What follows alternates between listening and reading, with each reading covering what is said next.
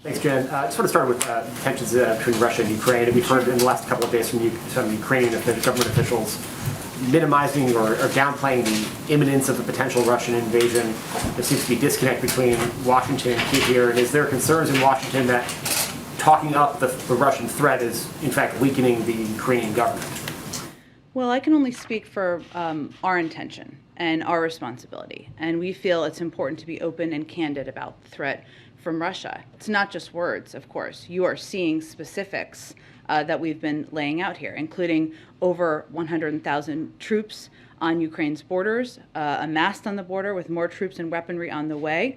They've also been surging troops into Belarus, which our UN ambassador spoke about this morning, seeing about a surge of 5,000 troops in Belarus with plans for more in the coming weeks. We're also seeing Russia undertake efforts to destabilize Ukraine, including through a possible false flag operation. It's dangerous. We've been saying for more than a week that Russia could invade at any time.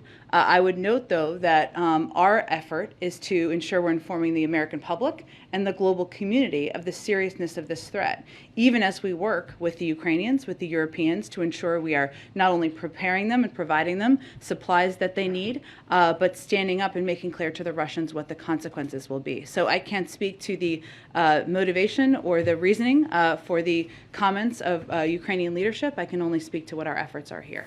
And is there any discussion underway in Washington of providing sort of economic stabilization to the Ukrainian government to say try to deal with capital flight and other sort of domestic concerns as this sort of stalemate continues right now? Additional economic assistance beyond humanitarian assistance or other economic assistance we've provided? Yeah.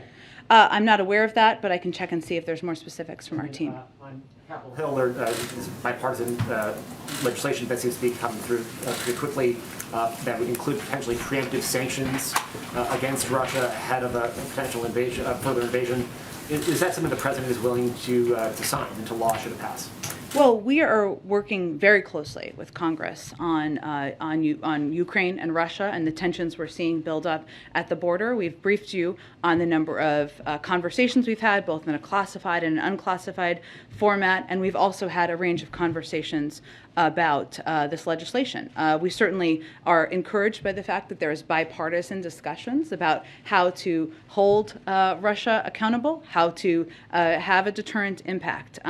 Our view is that sanctions can be an effective tool of deterrence, and the deepening sell-off in Russian markets reflects our message to Russia. But we are in these conversations with Congress, and we look forward to continuing those. And just on a